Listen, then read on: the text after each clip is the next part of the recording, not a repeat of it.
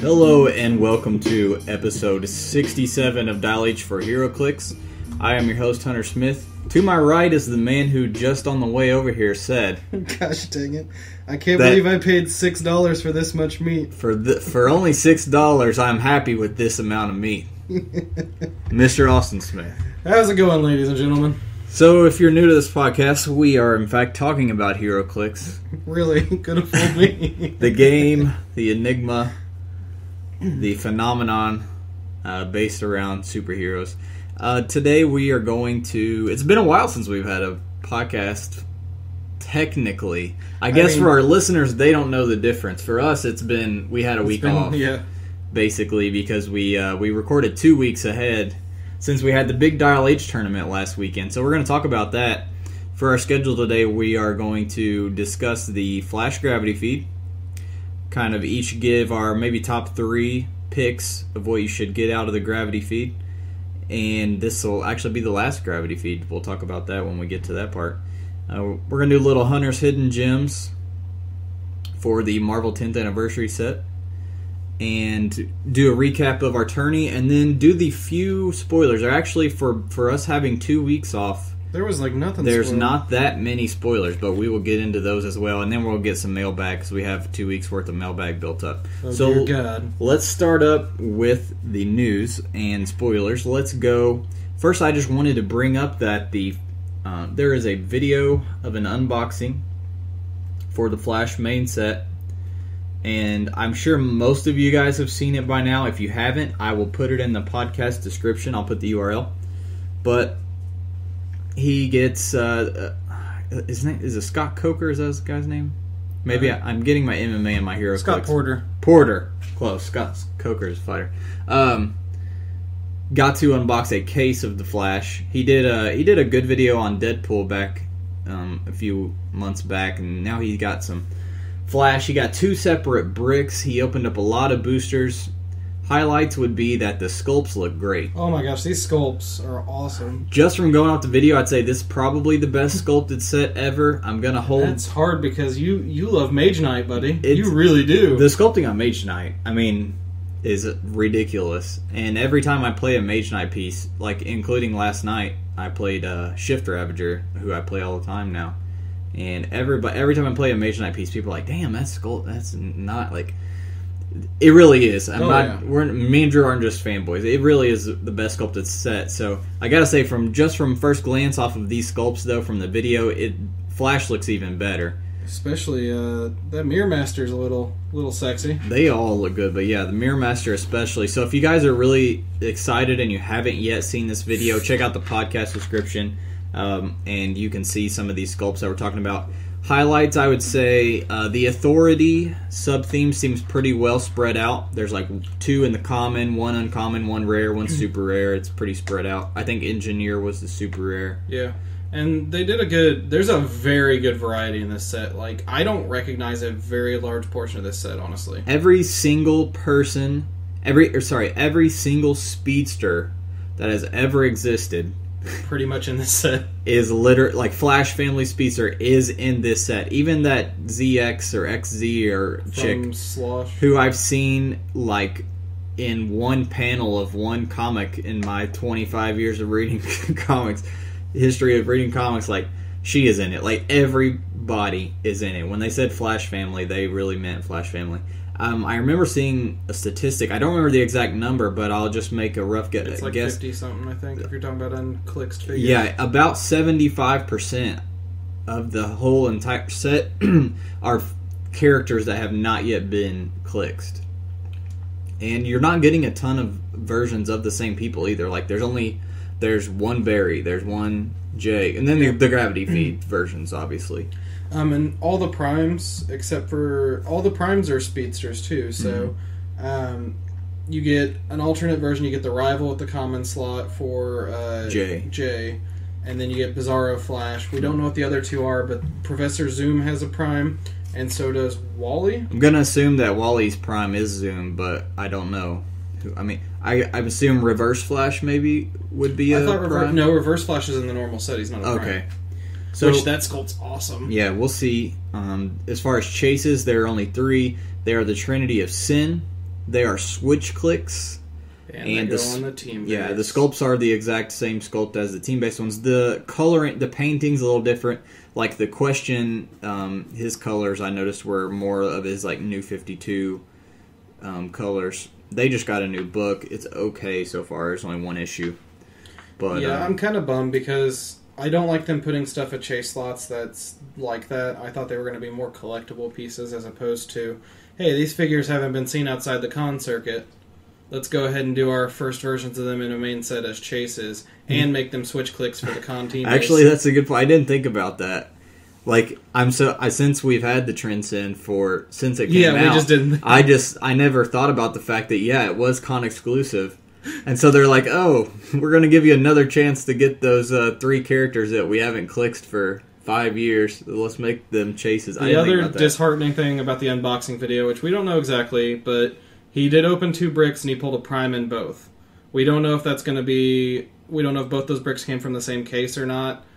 So we don't know if that's going to be an exact representation of the fact that it might be 1 chase per 2 cases or 1 per case or what yet. If it's a chase per 2 cases, let's start flipping tables. Go ahead and grab your pitchforks because it is warranted for once. For once, the HC Realms pitchfork burn WizKids to the ground call to action will actually be legitimate. I would just like to say I've made a fortune off of pitchforks on the stock market. I mean, like, you just sit there and you set up a nice little stand by the roadside and those HC Realmsers come along about any little thing. Yeah. Other than that, news-wise, we have 2 spoilers from Yu-Gi-Oh! We have Master Kianshi, which I love the sculpt. It is pretty. He looks a lot like the channelers from Dark Souls, if anybody's played Dark Souls. I would love to just, like, paint him normal, because he's like bright blue skin tone, paint him a normal skin tone and everything, and use him as, like, a sculpt swap on, like, a martial artist generic or something. New keyword, I think, Vivian Wong. Have we seen that keyword That's a new keyword. I think so. Earth and martial artist are his other keywords. He is only 45 points, and he brings a lot to the table for 45. This guy's a monster. Oh, yeah. Well, actually, not monster. He's a martial artist, but you get Oh, isn't that cute? He, normal combat symbol, stealth, precision strike, 10 attack, and close combat expert with 2 damage. A 10-2 45 point with combat expert? Mm-hmm. And precision strike. So, I mean, if you really just want to pump up the attack to 12 and get a guarantee, you're going up against somebody with a tough reducer, pump it up to 12, get the 1 guaranteed through there. He's also got 16 reflexes. He has 6-click long dial.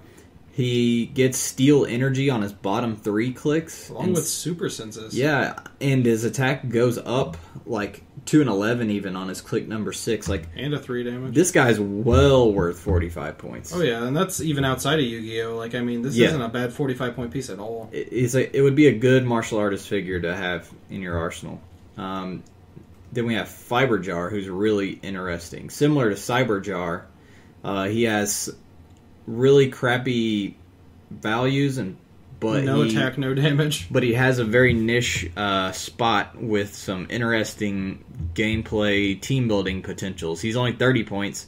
Joey Wheeler and Earth keywords, a trait called Restart. When he's KO'd, heal all characters of 1 click. Other than that, he just has 4 clicks of phasing, 0 attack on all clicks, 0 damage on all clicks. ES on all clicks. Energy shield, but he does have the first 2 clicks have perp, and the last 2 clicks have shape change. And he's a flyer, yeah. Yeah, so you can move someone a whole 3 squares, but yeah. So for 30 points, you've got a flyer, you've got a supporty piece, and then somebody who, when he's KO'd, all characters heal a click. You know who I'd like to play this with? Not bad. Hyperion. Run up and punch one of these for his 4 damage. You'd heal 2 clicks off of it. Yeah, that could be pretty dang cool. I just played King Hyperion last night, actually. I was just telling Austin. Pretty good. Better than I expected. For 30 points, I mean, like, the thing is, he's a support piece that if your opponents do go after, you're going to benefit from. How do you know it's not a she? I mean, look at that sculpt. It's broccoli. It does look like broccoli. Then we have old Pete Wisdom. No, I love this figure. Austin did not know who Pete Wisdom was. I have no idea who he is, but I love the figure.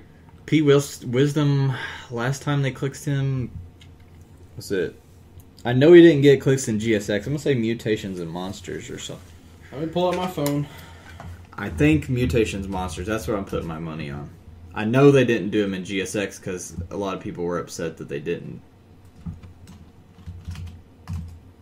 Yeah, Mutations and Monsters. That's his only other clicks is Mutations and Monsters. Which, he's a pretty popular X-Men universe character. He has Excalibur, Spy, and X-Force keywords.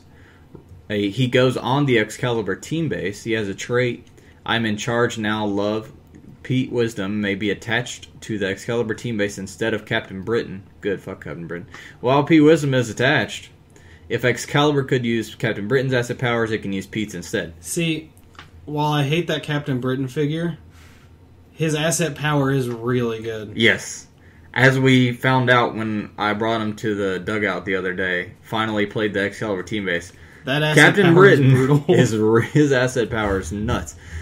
Pete's is when targeted with an attack, this team character may replace its defense value with the printed defense value of the attacker. What kind of defense value does Excalibur normally sit on? I don't know. Let's bring that up because otherwise I don't know when it's actually really that useful. Pretty low.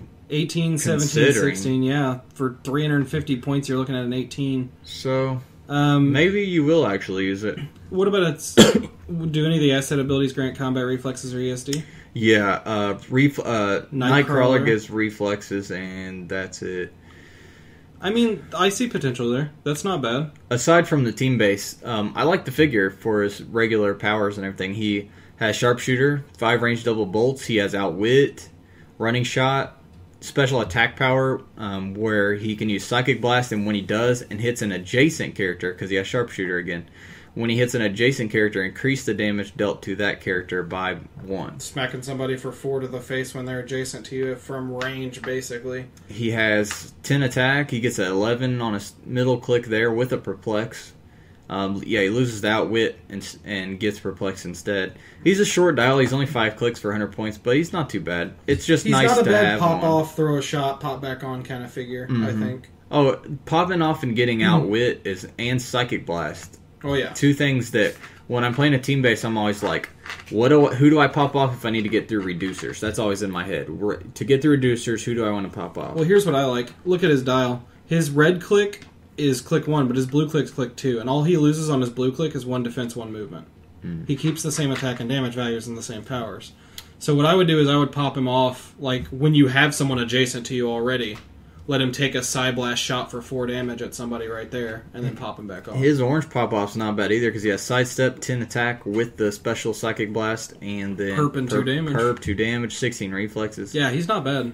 Short dial, but good for what he's used for. Also in the news section, we will talk about the Dial H tournament that we had. We had a pretty good turnout, 25 players. People from all around Indiana. I don't think we had anybody travel from outside of Indiana. Yeah, it seemed like we had a lot of people we had a group from Greenfield, we had some guys from down south, but mostly I think it was pretty much all Indiana. And then, like I said, 25 people.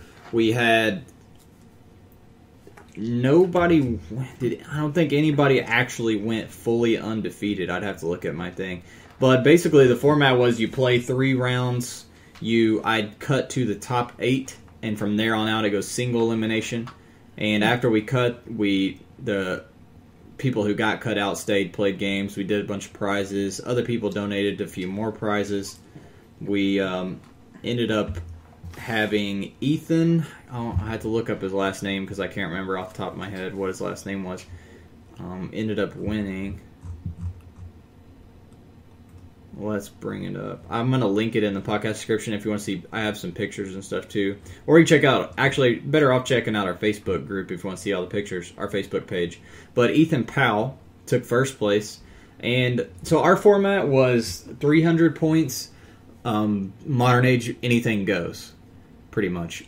We had a pretty diverse group of teams for that. There were a lot of batteries. And there were a lot of entities, but other than that, the actual characters were pretty diverse. Ethan's team was Cerise with Ion, Banshee with Parallax, and Despotelis with Adara. and then the green And battery. an old woman pog. Harry, our friend Harry Dempsey, got second place. I really liked his team. Shatterstar with Catwoman from DC 10th Anniversary, the one that shuts down resources within so many squares. Headpool, and then they all had entities on them as well. He had Ion on Shatterstar, Butcher on Catwoman, Adara on Headpool.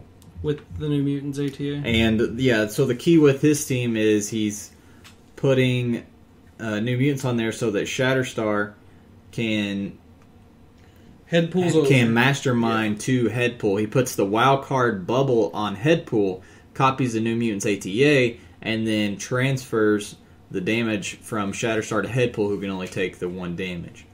And then a green battery to lock down other teams. Yep. Now, actually, looking at this kind of makes me think, map choices. I really like that system. Honestly, seeing people restricted to 3 maps, we talked about that a little bit. We've talked about it on the podcast. We all liked it. I think it went really well in action.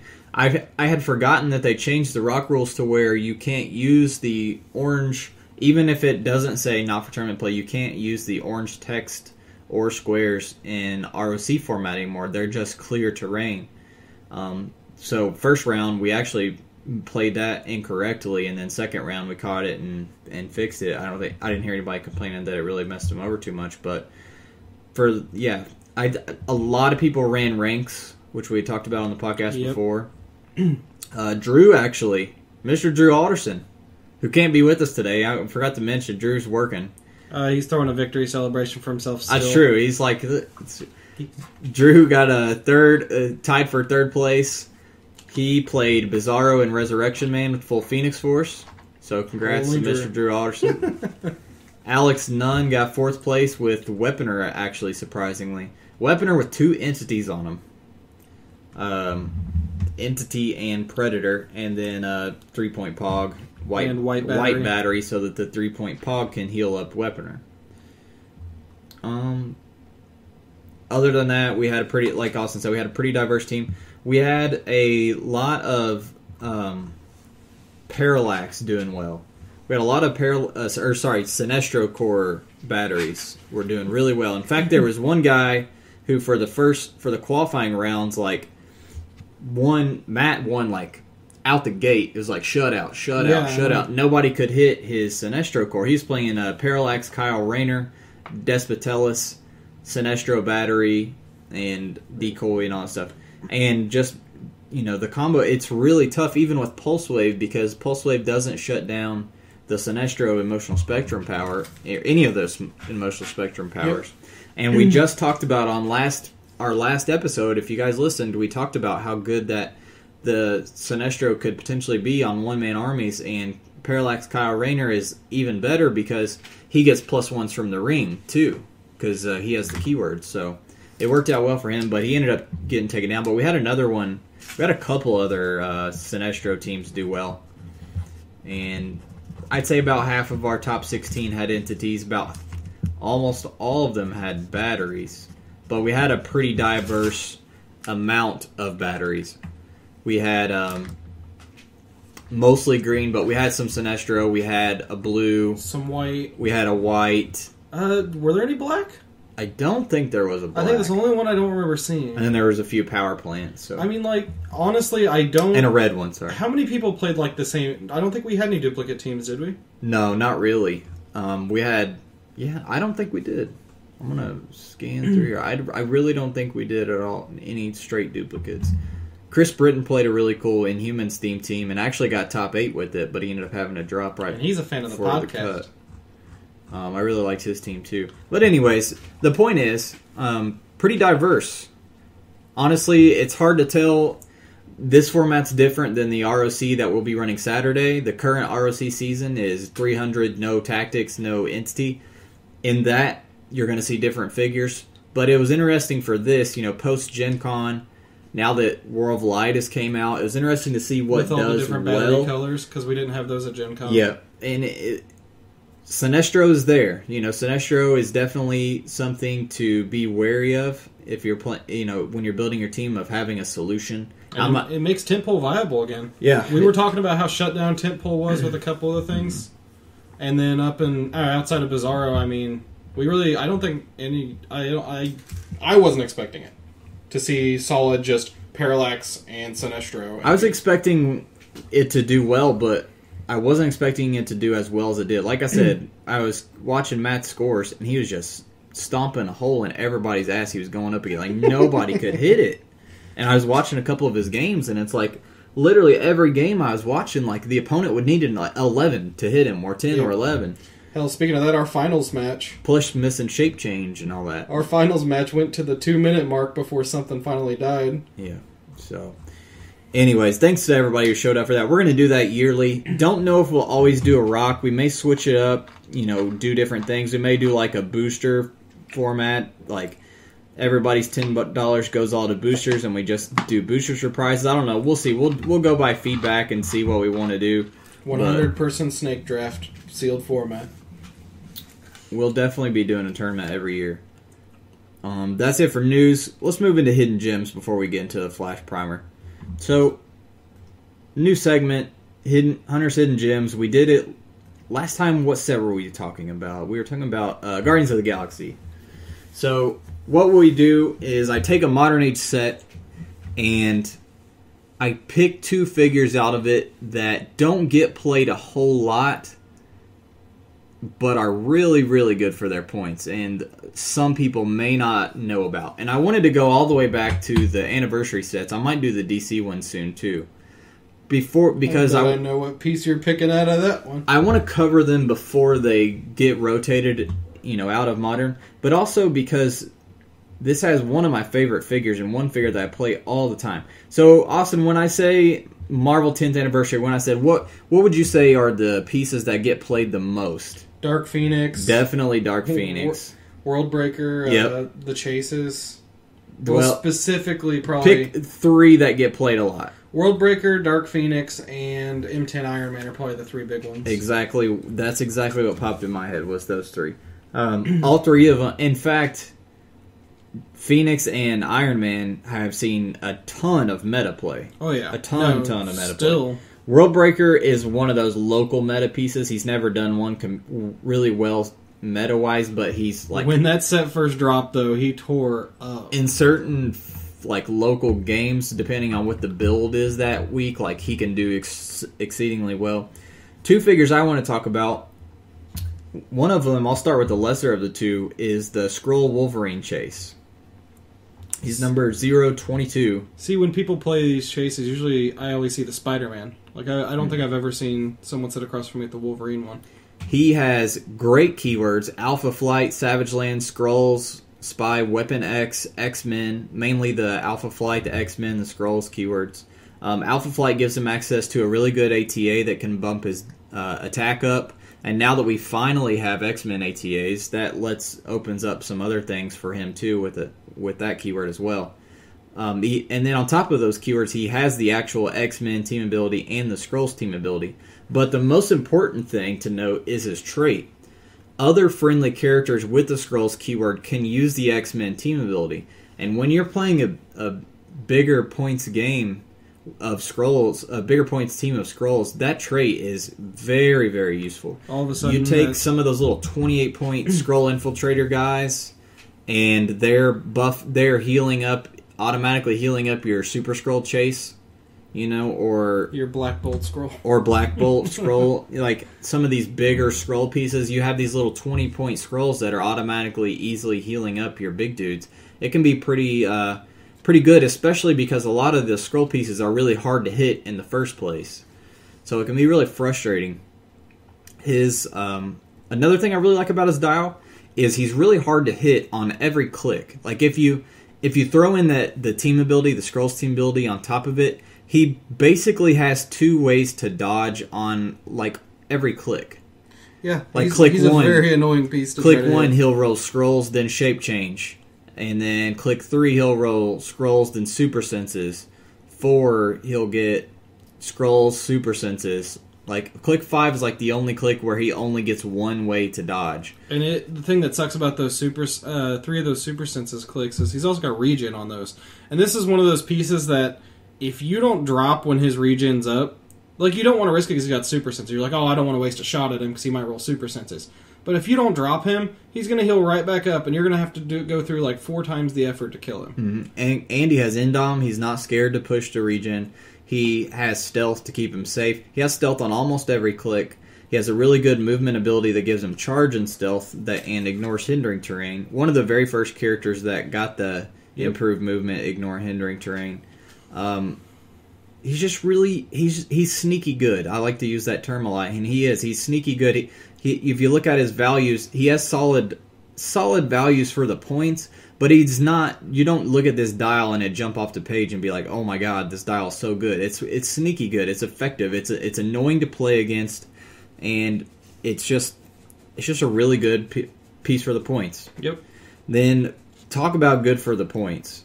Now, are you going to the other piece? Because this is one of my favorite pieces. My favorite Storm by far.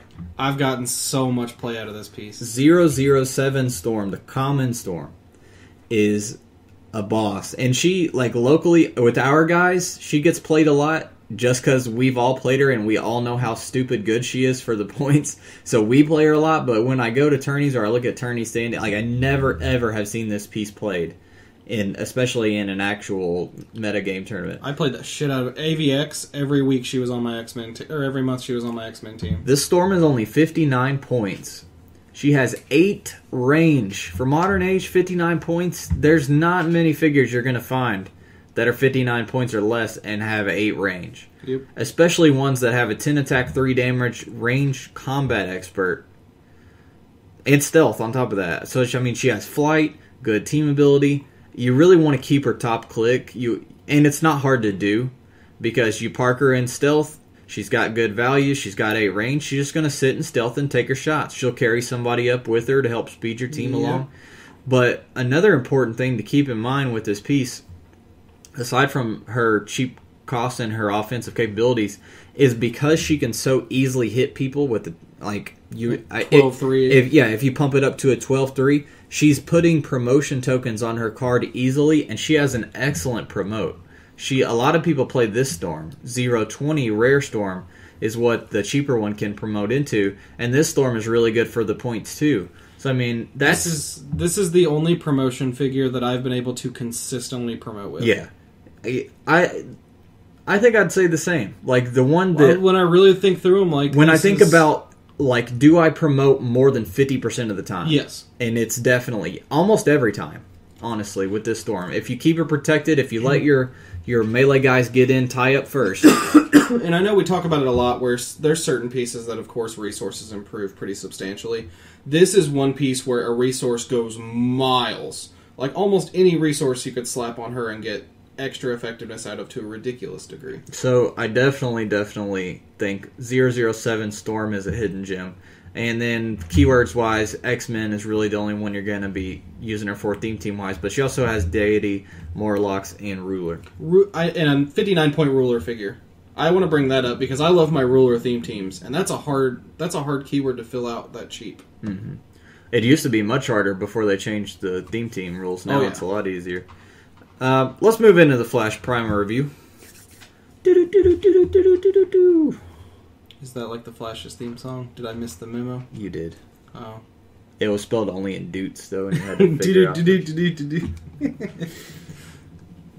So, for those who haven't seen yet, actually, I saw these in stores yesterday, so I'm going to assume, unless Game Preserve was breaking street date, in which case I'll have to go back and edit this out so I don't get my friends in trouble.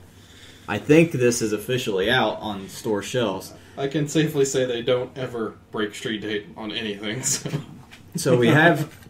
I will put these in the podcast description, the URL for these. But all the gravity feed dials have been spoiled. This is, as we said earlier, the last gravity feed that will... I guess, I don't want to say ever, because who knows, they might bring him back. Also, I think for some reason at the slides they said Avengers Assemble would have one. But for now, this is the only gravity feed. Or last gravity feed for now. It's not a bad one. No, it's... Honestly, this is one of the few gravity feeds I can say, if I did end up with like 6 or 7 or 8 of them or whatever, just bought like a handful of them, I'd be fine. Like, there's a lot of sets where like you'd do that and 4 of your figures would be junk. Almost like every gravity feed. Like when we go to Dugout next Saturday, I think I'm going to buy a few. I think I'm going to buy at least like 6 or so of them and see what I get. Because I really like a lot of these dials, and I want to own a lot of them. And there's a couple of these duplicates that would be great. And even the ones that aren't the strongest seem really fun. Yeah. Like the 2 flashes, for instance, 0-1 and 0-2. While they're not exceptional, I think 0-1 is pretty good. He's the one we talked about that Drew was raving about. He's the J piece. The J piece that has good offensive capabilities. Does the charge, knockback, quake. He can hypersonic quake and all that stuff. He's pretty good for his points, but like 202 Flash, he's about average for his points, but he has a really cool power. In fact, it's so cool, I think I'll bring it up just in case you want to play this piece. 202 the Flash, this is actually Barry, I believe. He has a really cool power called running laps around the world. He can use hypersonic speed. You remove a speed token from his card. I'm sure by now you guys are familiar with the speed token. Pretty much all the speedsters have the Speed Force tokens in this set. But his is you remove a speed token from his card, and once this turn, he can consider squares on the edges of the map to be adjacent to each other for movement purposes as long as they're in the same row or column. That is really freaking awesome. So like you could start in your starting area, for instance, and run out the back and into the opposite side of the map where your opponent's figures are, and just streak all the way back down the map towards your side. I honestly think that is one of the most thematic powers that I've seen in a while. I mean, it's going to be fun to do. Oh yeah, that's for sure. It's going to be fun. That's what I'm saying. Especially when you're this is the kind of power where your opponents go, "What?" and they look at your card and want to read it. Like, I want to own this piece just so I can play it. Like, this is a must-play piece for me, just for the lulz. He's got the please keyword.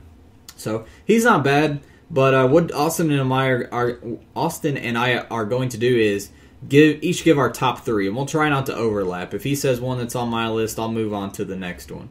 So, what's one of your top 3? I'm going to go ahead and start with my personal favorite, which is probably going to be the Argus Researcher.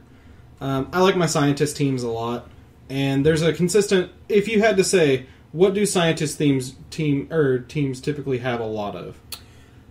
Enhancement, outwit, perplex, not very much damage. That's about it. So Argus Researcher is a 40-point figure. He's got stealth, energy shield, low damage value, and outwit on his first click. His dial's mostly the same. Second click and third click he picks up prob. What I like about him is scientist keyword, obviously in Argus. His special attack ability, though, he has for his first 3 clicks. Give him a power action. This turn he can use improved targeting, ignoring elevated and blocking, and all friendly characters' range values are a minimum of 8 when using outwit, perplex, and prob. And that's the thing. When you're looking at teams that are scientists, they have lots of Hank Pyms, lots of Iron Man, stuff like that. Reed Richards. Whatever. Thank you. Minimum range of 8. Well, we got that Marvel cease and desist on talking about Fantastic Four like everybody else did, apparently. Shit. Yeah. Minimum range 8. We've talked about before, the nerf of minimum range to 6 actually was a huge game changer. Like, overall. Yeah. And getting back up to 8, that +2 on all range for that, off a 40-point piece as a power action, I mean, like, that's great. And then he himself can outwit through walls and blocking. Or elevated blocking. Which walls are blocking. That's awesome. I mean, he's not a great, like, I'm not going to just shove this guy on every team, but if I'm building a scientist team... It'd be nice to have one. It'd be great to... I could fill in 40 points. Yeah. I have no problem giving that up. I'm going to go... He was on my radar, too, but I don't know if I would have put him in my top 3. I'm going to go with Captain Boomerang. I really, really like... In fact, he may be my favorite out of the whole set. I like him. Or not set, but the whole Gravity Feed set. He actually has the Black Lantern Corps keyword as well. So when I noticed that, he went up in value to me a lot. So he's got 2-point options, 115 or 55, both of which are really good. 6 range double bolts, no team, Black Lantern Corps and Rogues keywords. He has a trait. So if you look at the dial on HC Realms, or if you actually, like I said, if you have the figure so far, you'll be able to tell, but he has 10 clicks of life in a row, but it doesn't exactly play out normally.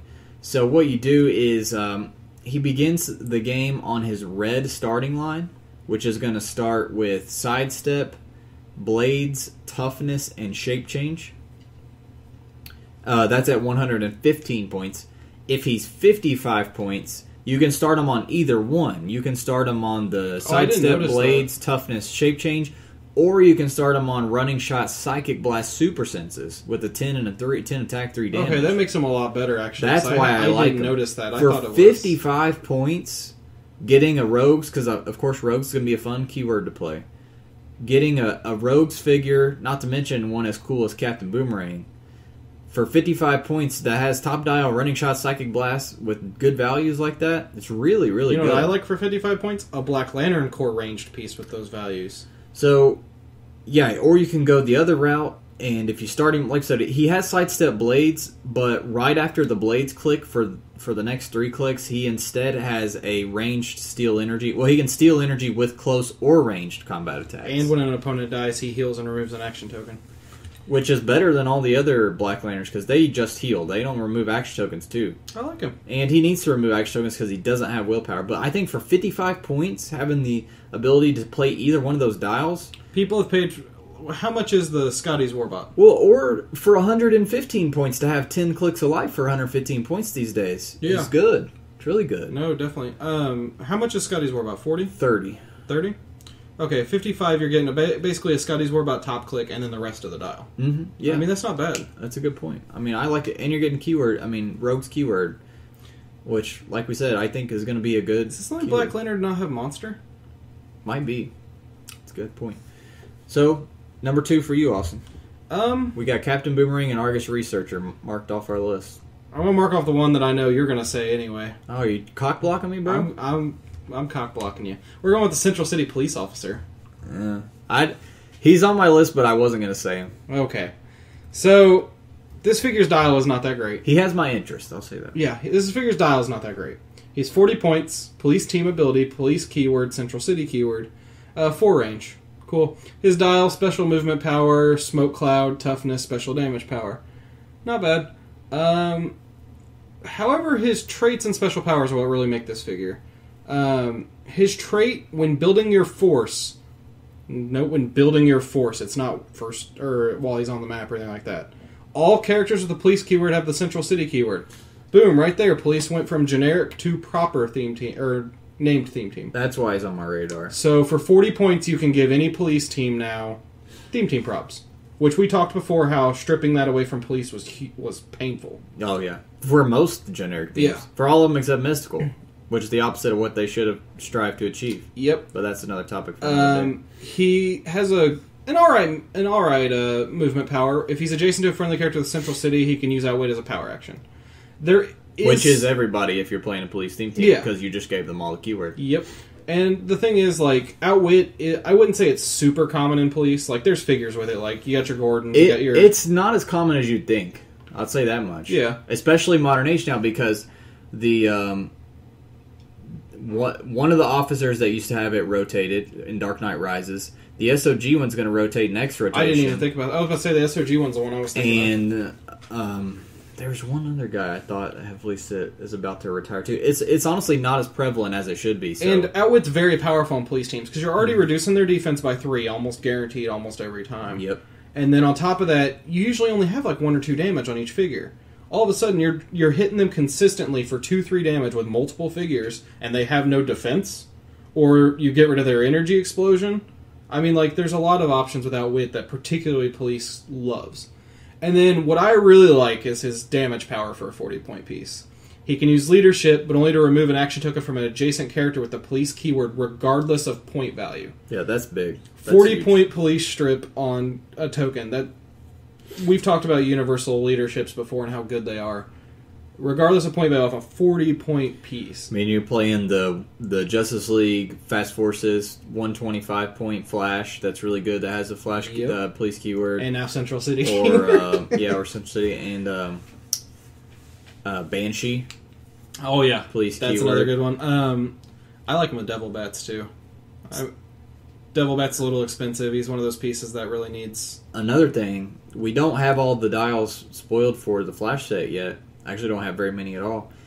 There could potentially be other pieces in the set that have something some kind of power that gives other things to characters with the Central City keyword. Oh yeah, true. So this could be a potential linchpin in a combo. We'll have to see. But I'd just say I wouldn't be surprised if another piece in the Flash set gives something to Central City pieces. See, when I look at this guy, my first thought is, if I play police teams consistently, I want one.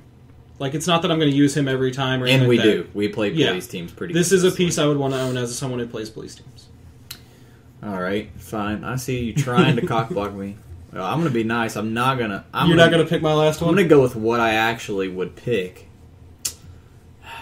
Which one am I... I see you trying to look at my sheet. I'm going to go with Golden Glider, even though we've already talked about her, so I won't go too in-depth. I like her. But this is the Golden Glider we spoiled a few weeks back, and I just really like this dial. Maybe I'm biased because I really like the character, too. I like all the rogues, though, as most people do. 100-point Indom wild card alone right I think there, she's just... with an 18 top She's dial. just great for her points. That's all there is to it. I mean, she's 100 points. She has Indom and Flight. She has 3 clicks of Stealth, Precision Strike, Super Senses, Outwit. And then 3 clicks of Mind Control, a special attack power, and that special energy shield, and shape change. Good. And really, the attack power is where her potential goes through the roof. Is she gets poison, and at the beginning of your turn, choose an adjacent opposing character. All damage dealt to that character this turn is penetrating. You don't have to outwit it. You don't have to... It doesn't matter whether it's, got some kind of special power, unless it has something that says it can't... It treats penetrating as normal, which only like 2 or 3 figures in the entire game of Heroclix have. Like, Darkseid's like the only one off the top of my head I can think of. Like, you're not getting around that. Yeah. And the thing is, like, when you look at this piece, think of it in gameplay perspective. Okay, she's got stealth. She's a little bit of a ranged piece, She's going to be annoying as hell at the start. You park her in some hindering, and an opponent charged her and hit her for 4 and got through your Super Senses 18. Well, now she's all of a sudden making this target, and everyone's going to nuke the hell out of them. Mm-hmm. I mean, like, these Colossuses... And her poison will be penetrating to it. These Colossuses and figures like that are really big on... Oh, that's the other thing to note about the damage dealt as penetrating. That's going to persist. So if they take damage, they're still going to keep taking penetrating damage. Whereas Outwit, if you outwit an Impervious and it goes to Invul, then all of a sudden you're upset because you just wasted, practically, an Outwit, you feel like. I like it. We talked about it. You park her close to one of your opponents, you start pinging them with Precision Strike and outwitting their stuff, and they're going to have to come at you. And then she's a wild card on top of that. So, I mean, I really like it. Good keywords too, rogues and secret society supervillains. So I think solid choice. I'm happy with it. I think that's the only thing that keeps her from being absolutely amazing to me is if she had a generic keyword. I don't know what she has. Yeah, I don't know what would even fit her. But that would put her through the roof if she had a good generic. What's your number 3, Mr. Cockblocker? Well, I don't know how much I would use him. I really like Ragdoll in this. Just because I love characters that once they die, permanently screw over an opponent. And he's not a bad dial for 50 points. Ragdoll, he's only keyword is Secret Society of Supervillains. Have they talked about how that's going to loop back with all the other society keywords and crap like that? There's like 50 different... Seems to me they've been shying away from just the plain... Well, let's see what they gave Gentleman Ghost. Because I want to say they've been shying away... I thought they gave him both, or something like that. I want to say they've been shying away from just society, and they've been putting Secret Society of blah, blah, blah, blah, blah. They gave them both. Okay, that's good. It seems to me they've been trying to go with Secret Society of Supervillains and not really putting Society on anything. Yeah, they haven't put Society on hardly anything lately. Yeah, since like Superman, basically. And it seems like in Flash, the 2 characters that do have it's Secret Society of Supervillains. But I don't know. We'll see. Well, no, I wish I get where you're hinting at, though. I wish they would make a choice and stick with it and ignore the other. Yeah. Basically, Ragdoll's a 50-point figure, 2 range. Top dial, he's stealth, 8 movement, 10 attack, no attack power, 16 defense combat reflexes, and a special damage power with only 1 damage. The thing is, for 50 points, this figure is not one you're taking for your damage, though. You're taking him for his trait. When he's KO'd by an opponent's attack, that character modifies his attack value by -2 for the rest of the game. And the other... It doesn't have it here, but it does say even if this power is lost or whatever, on the other spoiler I saw. So, I mean, like, and then he drops down, he takes sidestep, plasticity, a little bit of exploit in the middle, so if you do want to deal some damage with him.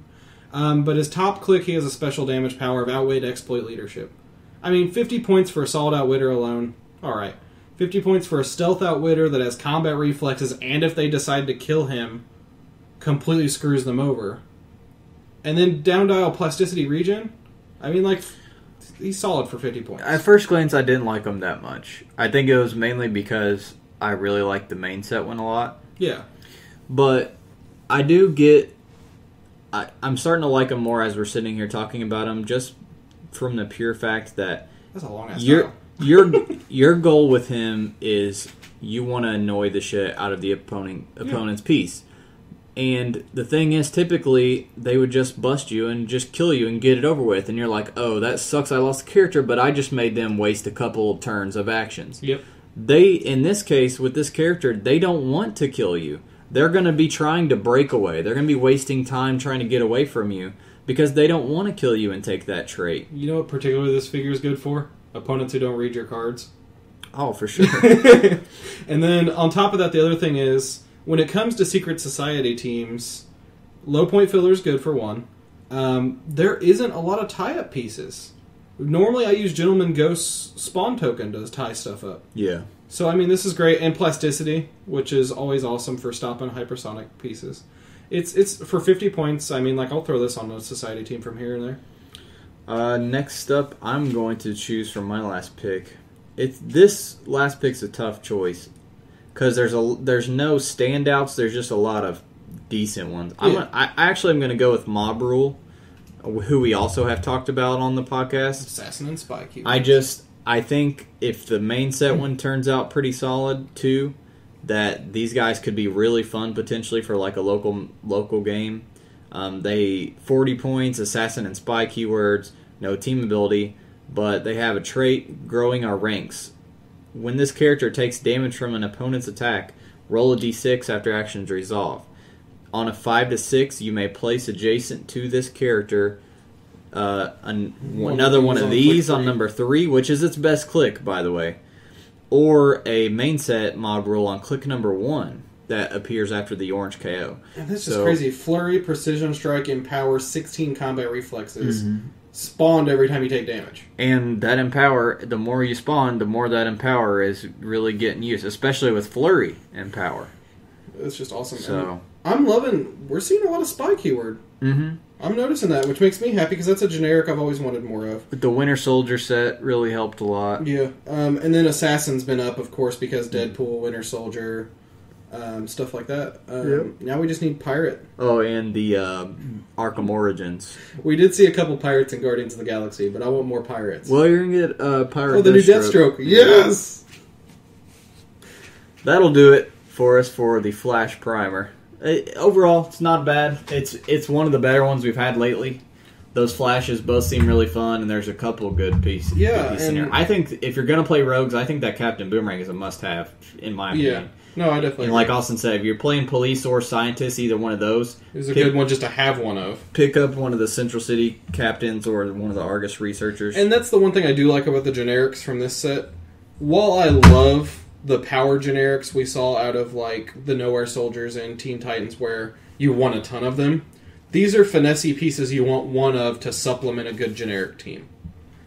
Like even the Gorilla City Commander is not like terrible or anything, but like if you're playing a Gorilla City team, not bad for 85 points. Yeah, I like him. I just didn't want to make him one of my top 30s. Yeah, he just missed the cut for me. Let's move into the community section. Dial Design, we had a new winner this month. It was Zarg, who's been in some competitions with us before, but never gotten a win. He beat Renocon by 1 point, kept Renocon from becoming 3-time? 3-time, I think. It was close. This one was probably the closest month because like between each week, the scores were like different people were in first, second, third, and then Zarg got a really good score on his Satan dial for or Lucifer. I don't remember if it's called Satan or Lucifer. I think it's Satan. But if you guys want to check that out, and see what all got turned in this past week, you can go to the link in the podcast description to our Dow Design contest. We'll be starting up another one in, let's see, we took this week off. I'll probably be posting November's actually on October 27th. I know it's a little early, but that way we get done before Thanksgiving. Yeah. And we don't have to worry about it on Thanksgiving around that time. That's in the mailbag. Okay, cool. New schedule. We wanted to talk about how we will be switching our podcast to a slightly new schedule. You guys are probably used to, I don't know, I mean, I would say most of you are probably used to listening to us on Sunday or Monday. We typically have been recording these on Saturday nights, and then, posting it and finalizing everything by Sunday. What we will actually be having to do for a while is recording on was it Tuesday night we decided? I believe so. We'll be recording on Tuesday nights instead, and then posting by Wednesday, and that's because Drew has to have a new work schedule for a little while, and so he's going in the witness protection program. Instead, he slept with a drug boss's wife.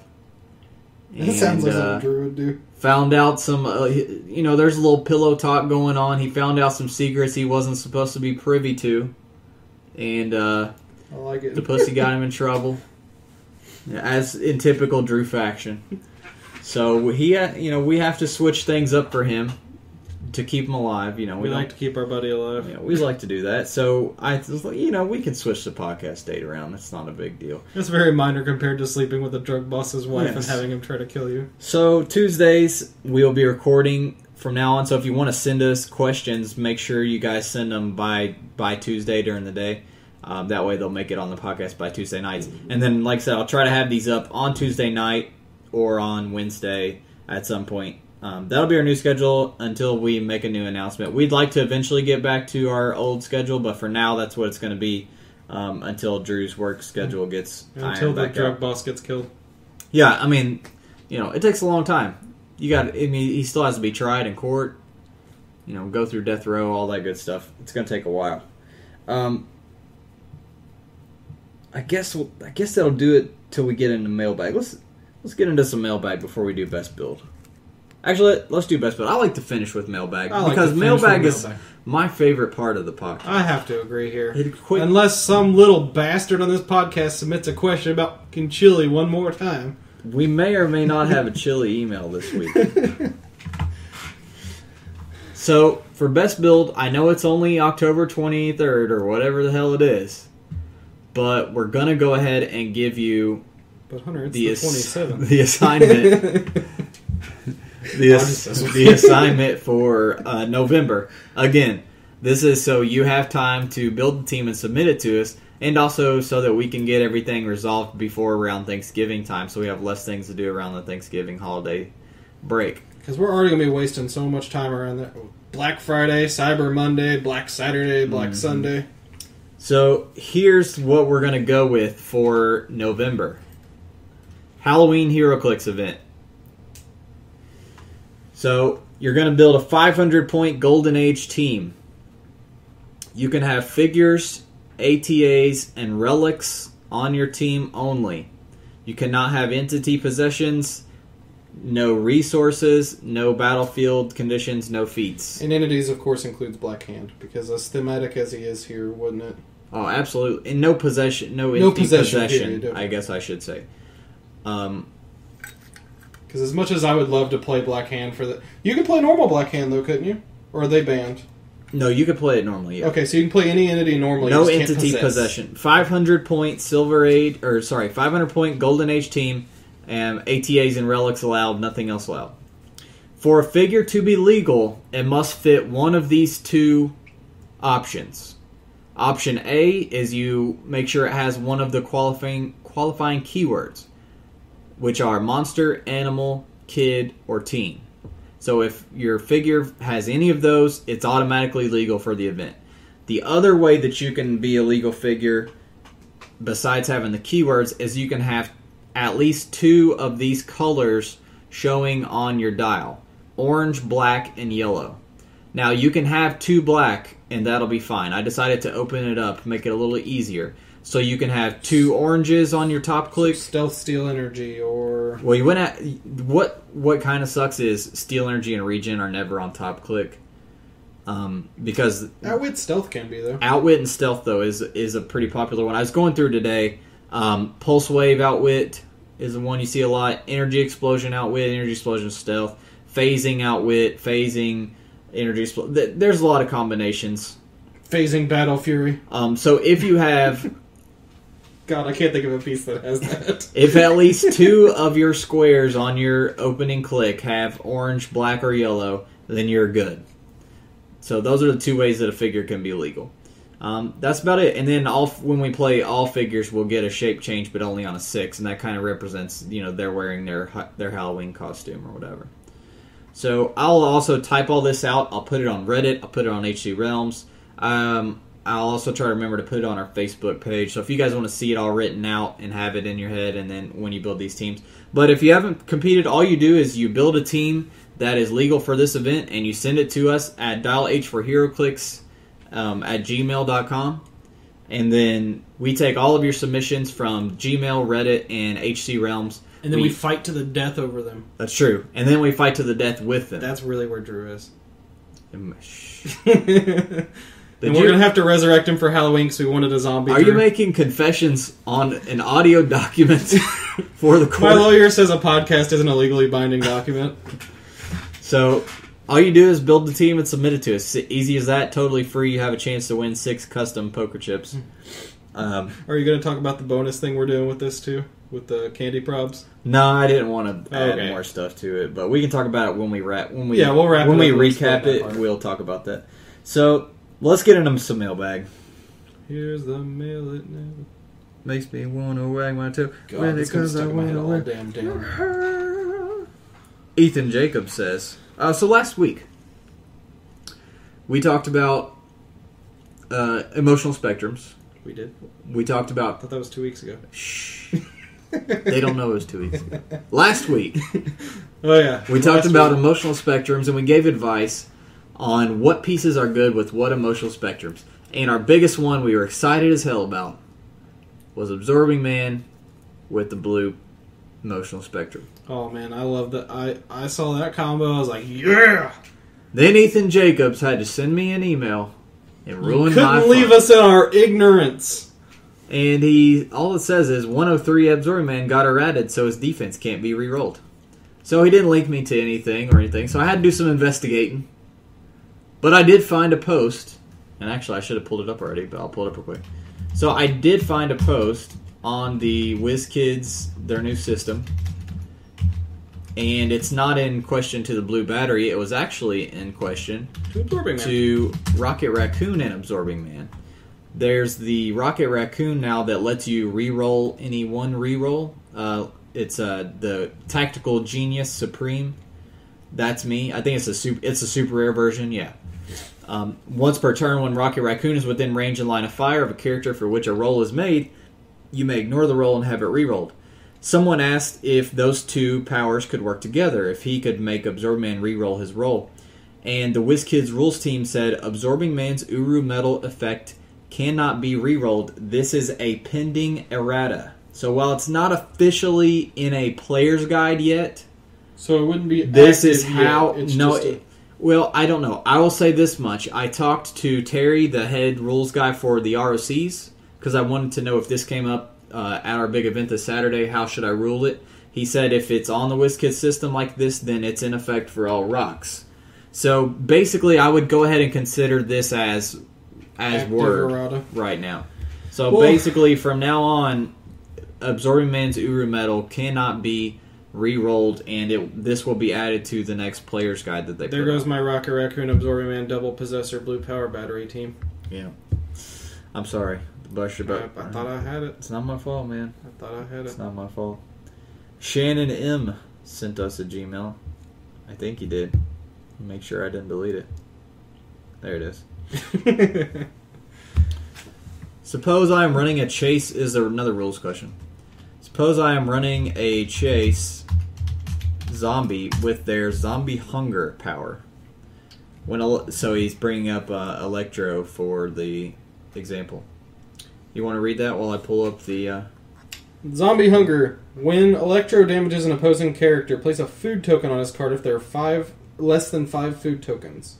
When Electro would be KO'd by an opponent's attack, turn it to its first KO click, remove all food tokens, and heal it that many clicks. Okay, so his question is, if you had a zombie that has the Mystic's ability by giving him the Star Sapphire ring, which is the easy way, if I kill you, and if you're playing Zombie Electro and I hit you, I have to take Mystic's damage before the action resolves. Yep. You get KO'd before the action resolves. Whenever you deal damage to me, you get a token that keeps you alive, that brings you back to life. Is the Mystic's team ability considered you dealing damage to me, therefore creating a never-ending loop of of zombies not being able to be killed? You know, I get where he's going. I get what he's saying. So basically, if you gave a zombie Mystic the Mystic's team ability, would they basically be unable to be killed except for something that ignores Mystics like Poison or Pulse Wave? The answer, this was actually on HD Realms.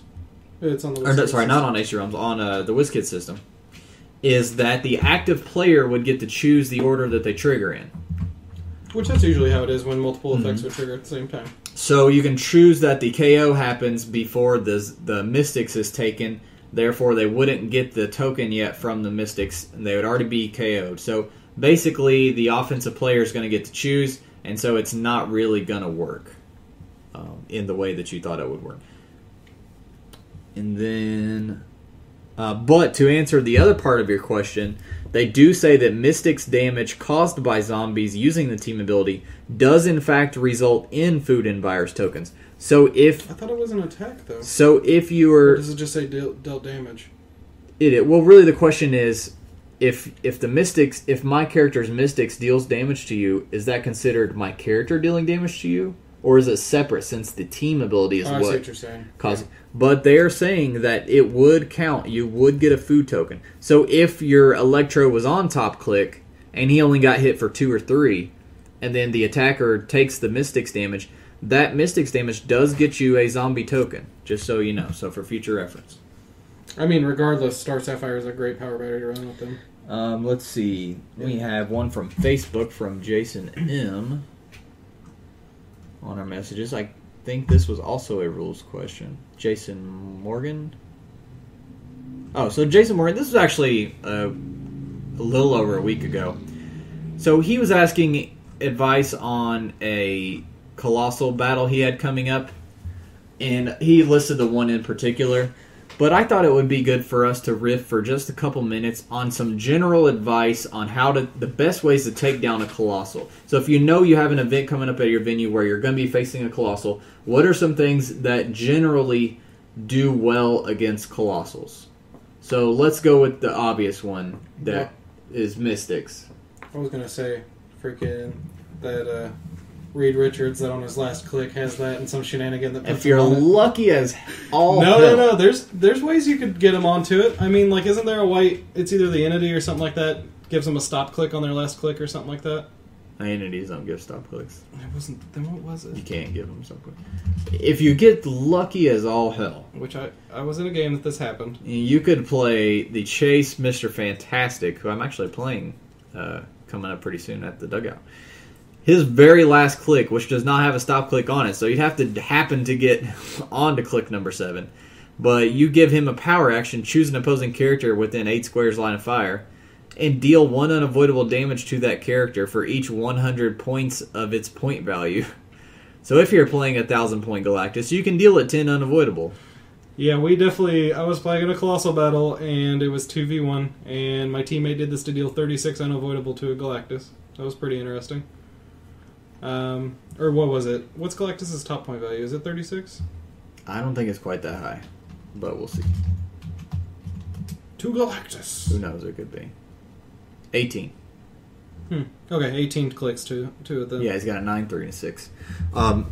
Yeah, you could get lucky as hell, but in general, You're going to want the Mystic's team ability because Oh, most Colossals don't ignore it. I know Starro does. There may be one or two other ones that Dormammu do. does. But for the most part, they don't ignore Mystics, and that's an easy, guaranteed damage way. Once again, Star Sapphire power battery or power ring. So anything that gives you Mystics, Hydra and Police Of course. are very good because You're shooting at something that's 4 stories tall, so you don't have to worry about line of fire. You can circle things up really well. and on top of that, it's easy to get 3 of them because of that. Because Yeah. you can have your attacker parked behind a big clump of Police, and he can still see up to shoot the Colossal. Yep.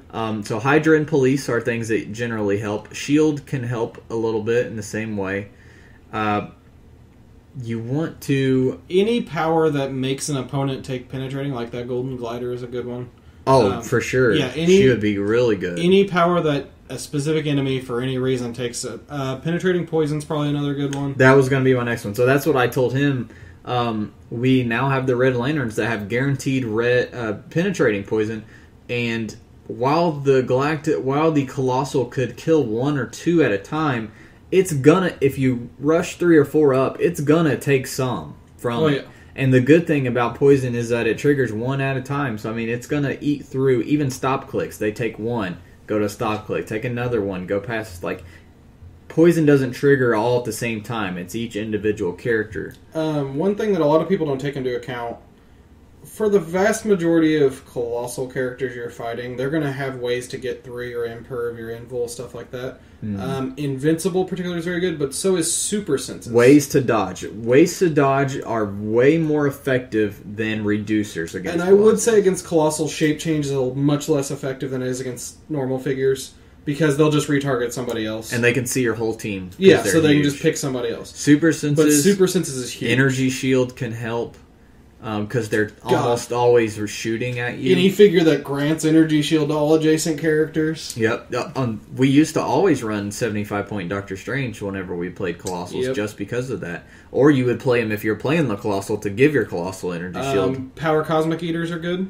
There's a couple different characters. Bat Belt's really good, actually, in this case. Just strip them of their team ability. Anything... Let's see.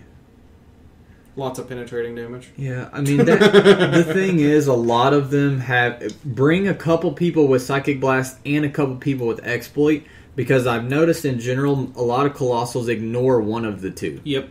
They almost always ignore Mind Control, but they usually ignore either Psychic Blast or Exploit weakness. And a lot of them ignore Outwit, so I wouldn't even worry about Outwit either. Yeah. So ways to dodge defensively, and then offensively, Police, Mystics, Hydra, those kind of things, and then penetrating poison. Those are the best ways to go these days.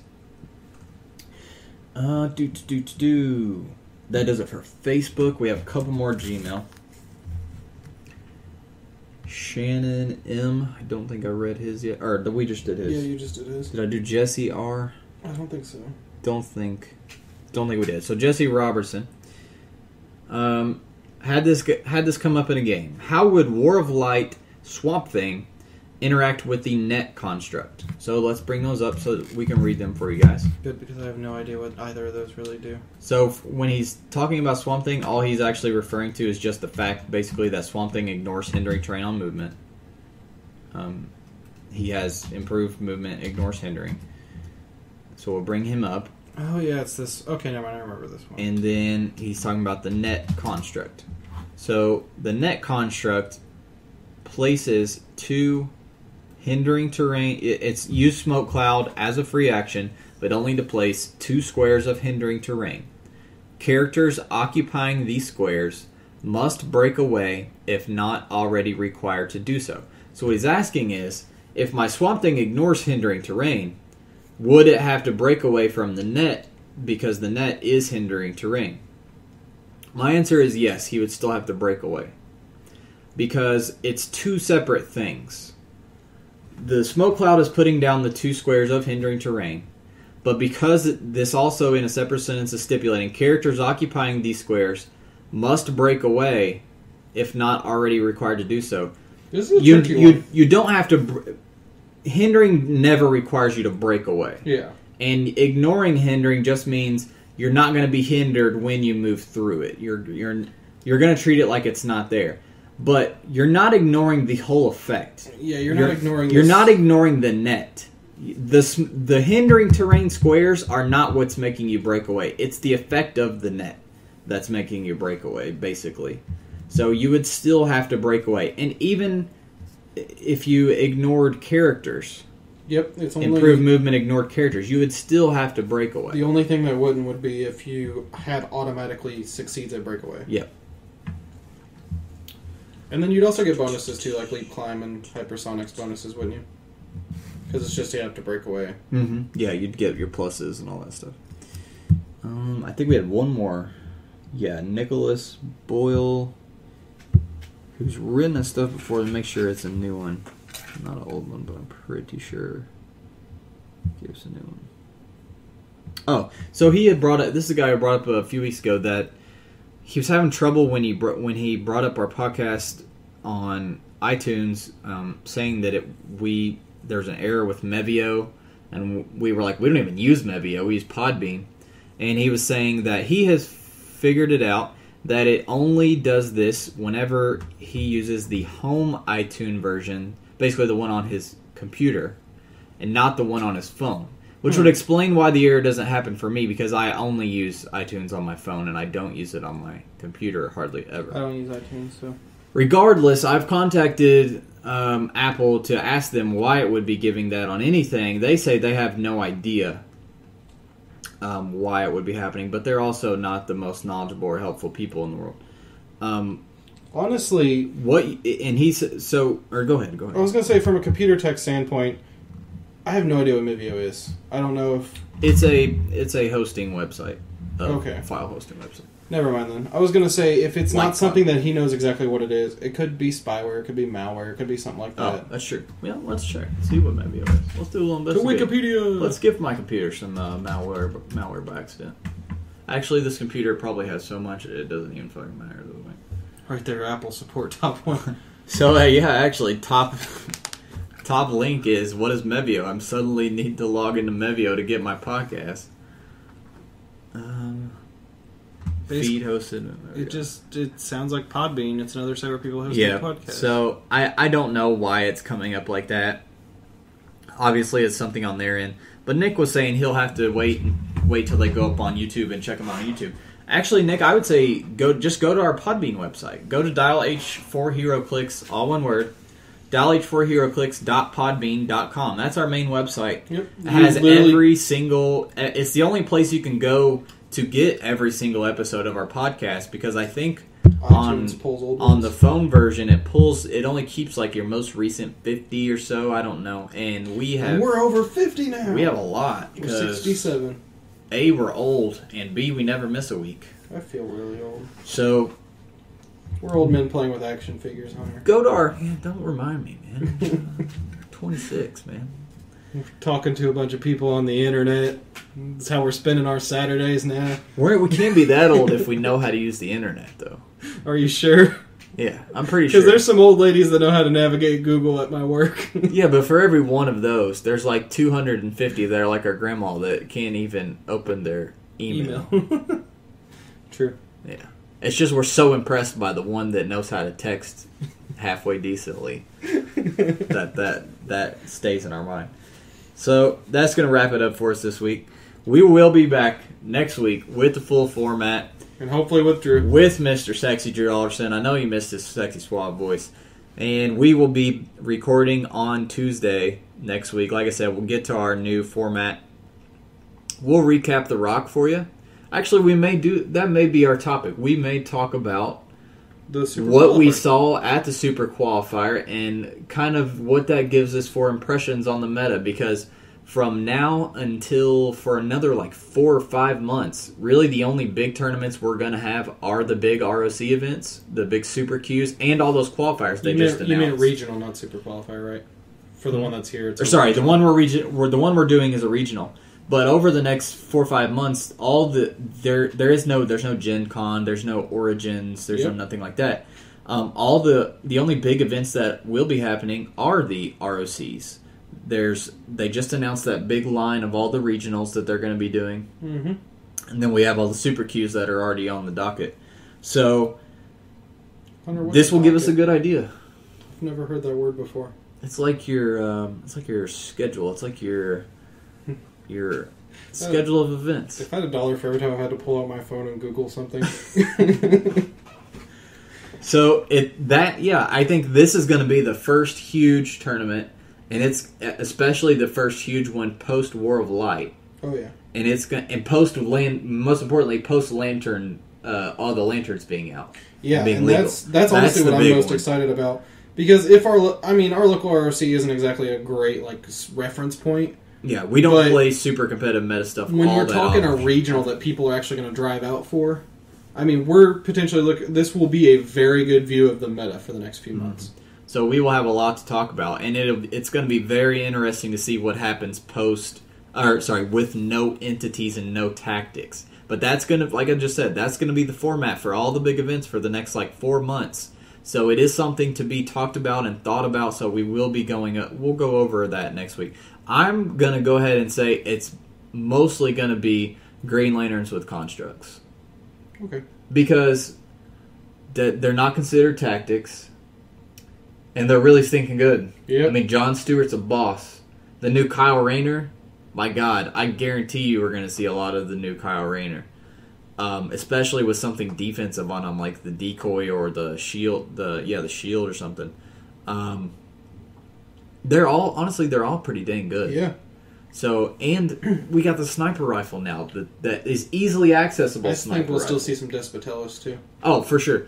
Despotellos is still going to be a big player and really, honestly, he will probably be the most commonly played that's figure. my guess. Out of all of them. Like, if we had to say which one will be on the most teams, Despotellos is probably What it. else would really be? Bizarro's not really in the running, is he? Yeah, he'll be in there.